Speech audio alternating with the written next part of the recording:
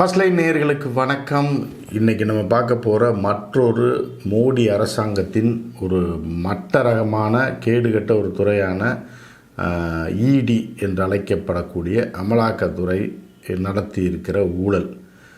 அமலாக்கத்துறை எதுக்கு இருக்குது? ஊழலை கண்டுபிடிக்கிறதுக்கு தான் அப்படின்னு சொல்லி இவர்கள் சொன்னாங்க. அதுக்கு தான் ஆளை போட்டாங்க. அதே மாதிரி சிபிஐ எதுக்கு இருக்குது? ஊழலை கண்டுபிடிக்கிறதுக்கு மட்டும் இல்லாமல் அவர்களை கைது செய்து குற்றம், அதாவது மாநில காவல்துறை கண்டுபிடிக்க முடியாத ஒரு சார்பாக செயல்பட்டுருச்சு அப்படின்னு நினச்சா அதை புகுந்து கண்டுபிடிக்கக்கூடிய துறை தான் சிபிஐ அப்படின்னு சும்மா ஒரு உதாரணத்துக்கு வச்சுக்கோங்க. உதாரணத்துக்கு ஜென்ரலாக தான். ஸோ அப்போ அந்த சிபிஐக்கு என்னென்னா காவல்துறையை விட மிக அதிக அதிகாரங்கள் இருக்குது. ஆனால் இடிக்கு அந்த அதிகாரங்கள் கிடையாது. கைது செய்து அடைத்து சிறையில் அதாவது கைது செய்யலாம் அப்படின்ற அதிகாரமே இப்போ உச்சநீதிமன்றம் தான் இல்லை பண்ணி கோர்ட்டில் ஆஜர்படுத்தி அதுக்கப்புறம் நீங்கள் விசாரிக்கலாம் அப்படின்ற மாதிரியான ஒரு விஷயங்களெல்லாம் சொல்லியிருக்கு. ஸோ இந்த இடி அப்படின்றது தான் இந்தியா முழுவதும் ஊழல் நடந்துக்கிட்டே இருக்குது அப்படின்ற மாதிரியும், இது வரைக்கும் பாஜகவில் யாருமே ஊழலில் ஈடுபடல. ஊழல்ன்றது இந்தியாவிலே இல்லை. ஆனால் குறிப்பிட்ட சில மாநிலங்கள், அதாவது எதிர்க்கட்சிகள் ஆளும் மாநிலங்களில் மட்டும் அவர்களுக்கு பிடிக்காதவர்கள், அவர்கள் யாரை தூக்கணும்னு நினைக்கிறாங்கன்னா அவர்கள் மட்டும் ஊழல் செய்தால் அதை பற்றிய பொய் புழுகர்களை வைத்து பிரச்சாரம் பண்ணுறது. அதாவது யூடியூப் வரைக்கும்னு வச்சுங்களேன். மாநில தலைவர் அண்ணாமலையில் தொடங்கி அந்த கும்பல், ஒரு அட்டாரா கும்பல் ஒன்று இருக்கும். எப்போ பார்த்தாலும் ஊழல் ஊழல் ஊழல் ஊழல் தான் பேசிகிட்டே இருப்பாங்க.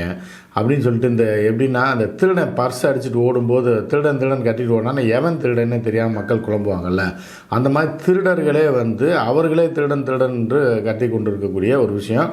அதுக்காக பணத்தை செலவு பண்ணி ஏகப்பட்ட வேலையை செஞ்சுக்கிட்டு இருக்காங்க. யாத்திரைன்றாங்க, அதுன்றாங்க. இவன் பார்த்தா ஊழல்னு பற்றி பேசுவான், அவன் பார்த்தா ஊழல், எல்லாரும் ஊழலை பற்றியே பேசிகிட்டு இருப்பாங்க. ஆனால் ஒரு பக்கம் மொத்தமாக வீட்டையே கொள்ளையடிச்சிட்டு போயிடுற மாதிரி, நாட்டையே கொள்ளையடிச்சிட்டு போயிடுற மாதிரி ஆனால் செட்டப்பில் தான் அந்த மத்திய அரசு இயங்கிக்கிட்டு இருக்குது. அப்படின்றதுக்கான உதாரணம் தான் இடி என்று அழைக்கக்கூடிய அமலாக்கத்துறையோடைய டெப்டி டைரக்டர் பல கோடி ரூபாய் ஊழலில் ஈடுபட்டிருக்கார், லஞ்சம் வாங்கியிருக்காரு என்று கையும் களவுமாக பிடிபட்டு அவரை கைது செய்திருக்கிறது யார்? சிபிஐ.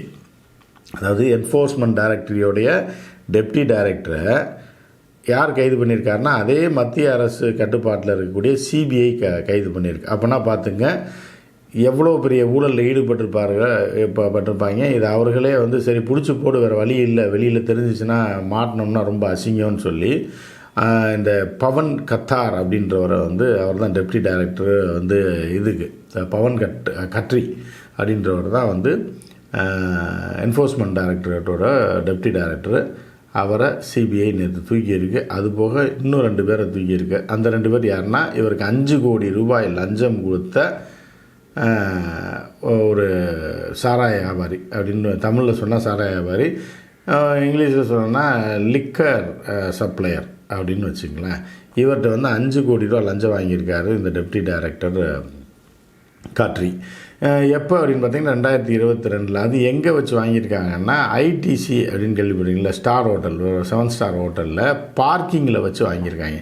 அதாவது என்னென்னா ரூமில் வச்சு வாங்கினா, இப்போ நீங்கள் ஸ்டார் ஹோட்டலுக்குள்ளெல்லாம் உள்ளே போனீங்கனாலே கேமரா இருக்கும், என்ட்ரன்ஸில் கேமரா இருக்கும், ரூமுக்கு ஹாலில் கேமரா இருக்கும், யார் எந்த ரூம் போகிறாங்க, யாரை மீட் பண்ணுறாங்கலாம் தெரிஞ்சிடும், கண்டுபிடிச்சிடலாம். அதனால் என்ன பண்ணியிருக்காங்கன்னா, இந்த டெப்டி டைரக்டர் போய் கார் பார்க்கிங்கில், இந்த பில்லா படத்துலலாம் வரும் பாருங்க, அந்த மாதிரி கார் பார்க்கிங்கில் போய் இவன் காரை பார்க் பண்ணியிருக்காரு.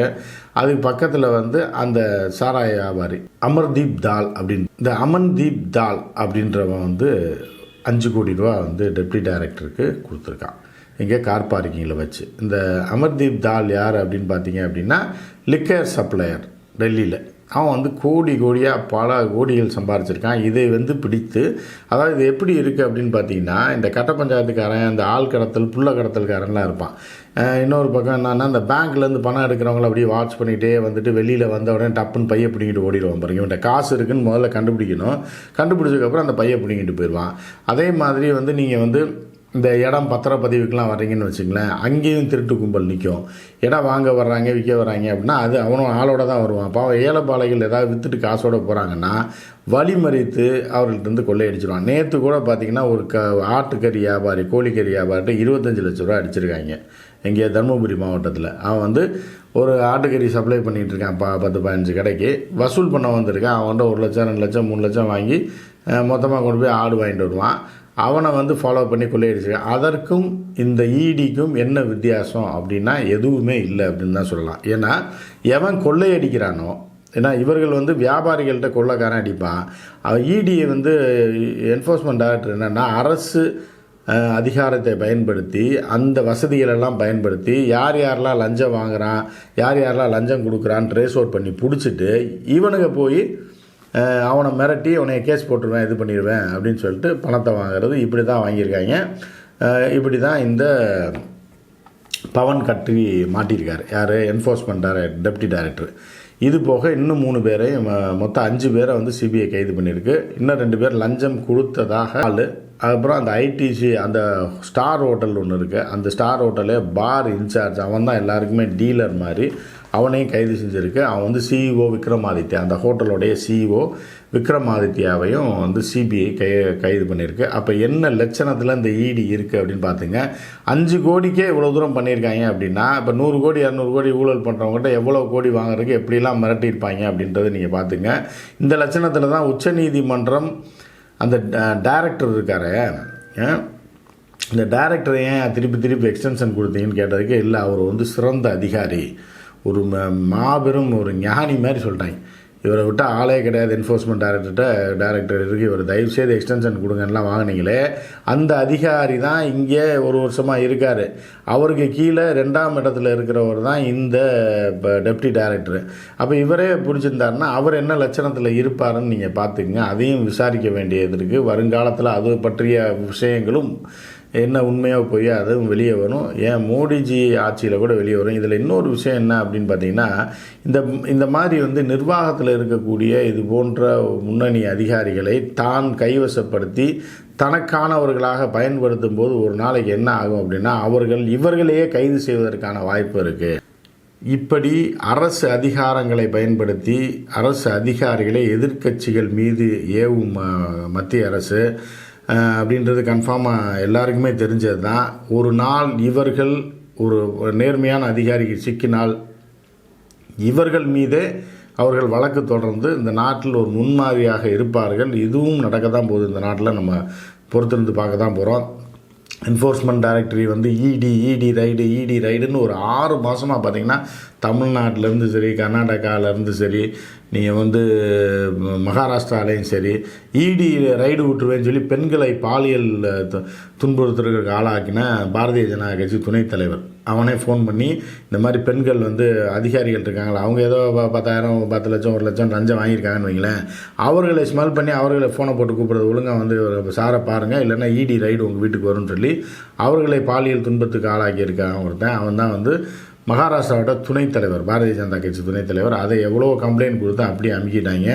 அந்த மாநில முன்னாள் முதலமைச்சரே கொண்டு போய் இந்த டேட்டாஸை தூக்கி போட்டார், டேப்புகளை தூக்கி போட்டார். அவன் வந்து இந்த இது மாதிரி சாமியார்கள், அப்புறம் இந்த தமிழ்நாட்டில் ஒருத்தர் வந்து சுய இதில் ஈடுபட்டார்ல, அந்த வீடியோ மாதிரி அவன் பல இதை பெண்களை பற்றி ஆபாச வீடியோ அனுப்பியிருக்கான். அதெல்லாம் கொண்டு போய் ஒரு முன்னாள் சிஎம்ஏ இன்னாள் சிஎம்கிட்ட தூக்கி போட்டார், நடவடிக்கை எடுங்கன்னு. இவர்கள் எந்த நடவடிக்கை எடுக்கலை. இப்படி வந்து இப்போதைக்கு என்ன நடந்துகிட்டு இருக்குன்னா, இந்த நாட்டில் இடின்ற பேரை பல கொள்ளைகளும் பல திருட்டுகளும் பல லஞ்சங்களும் யார் பண்ணுறா? இடி அதிகாரிகளே பண்ணி இப்போ சிபிஐயில் மாட்டியிருக்காங்க. ஏன்னா இந்த லட்சணத்தை நீங்கள் பார்த்து தெரிஞ்சுங்க. இவங்கெல்லாம் ஊழலை பற்றி பேசுவதற்கு இவர்களுக்கு எந்த அருகதையும் கிடையாது. ஏன்னா இவர்கள் வந்து ஒட்டுமொத்தமாக இந்த நாட்டையே சுரண்டி விற்று தின்னுட்டு போகிறதுக்கான பிளானில் தான் இருக்காங்க. மக்களை வந்து மத ரீதியாக இந்துக்கள்னு சொல்லி ஏமாற்றி மொத்தமாக வாயில் போடுறதுக்கான பிளான் தான் இது. பார்த்து இருந்துங்க மக்களே. நன்றி, வணக்கம்.